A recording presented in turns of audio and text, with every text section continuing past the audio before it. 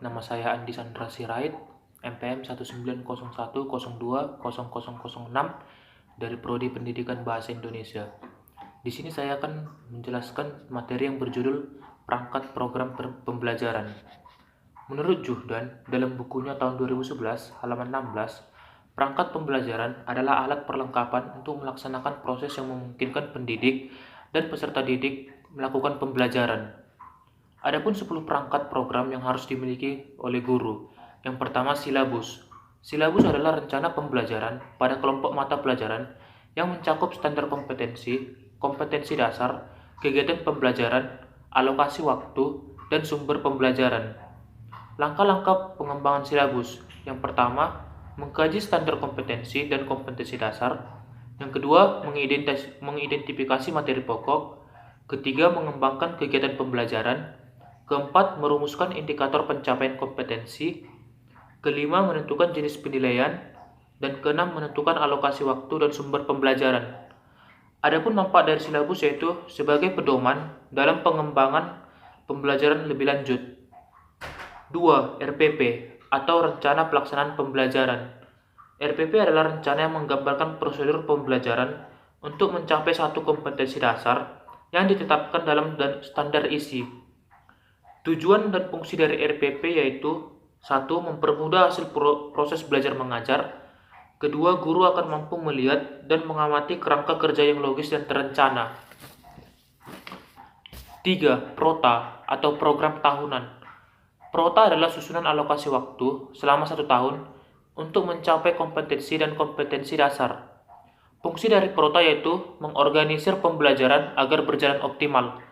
Kedua, sebagai pedoman dalam menyusun kalender pendidikan. Ketiga, sebagai acuan untuk mengoptimalkan penggunaan waktu yang efektif. Langkah penyusunan Prota yang pertama, menyesuaikan kebutuhan satuan pendidikan. Kedua, memberikan tanda untuk hari libur atau tahun ajaran baru. Ketiga, menetapkan alokasi waktu. Keempat, memperhatikan minggu efektif. 4. Promes atau program semester. Promes adalah bentuk penjabaran dari Prota yang memuat gambaran pembelajaran dan pencapaian dalam satu semester. Fungsinya yaitu yang pertama, mempermudah tugas selama 1 semester. Kedua, menjadi pedoman guru dalam mengajar. Ketiga, menjadi bahan untuk menyusun data. Langkah-langkah penyusunannya, yang pertama, memasukkan kompetensi dasar topik ke dalam format Promes. Kedua, menambahkan catatan di setiap bagian yang membutuhkan keterangan. 5. Buku absen. Buku absen adalah buku yang berisi sejumlah nama peserta didik dalam kelas yang dididik. Fungsinya untuk mengontrol kehadiran para siswa. 6. Buku jurnal. Buku jurnal adalah buku yang berisi tentang catatan sikap pada saat siswa melakukan pembelajaran dalam kelas. Catatan tersebut mulai dari sikap tanggung jawab, kerja kelompok, dan lain-lain. 7. Buku penilaian. Buku penilaian adalah buku yang digunakan untuk menyimpan data-data hasil evaluasi atau pembelajaran peserta didik. 8. Bandel portofolio. Bandel portofolio berguna untuk mengawasi setiap peningkatan yang dilakukan siswa. Ini berguna agar siswa bisa mencapai kompetensi dasar yang telah ditetapkan. Dengan bandel ini, guru bisa mengetahui cara yang baik untuk mengembangkan kemampuan siswa, untuk memutuskan metode atau model apa yang harus dilakukan. 9. Bank soal.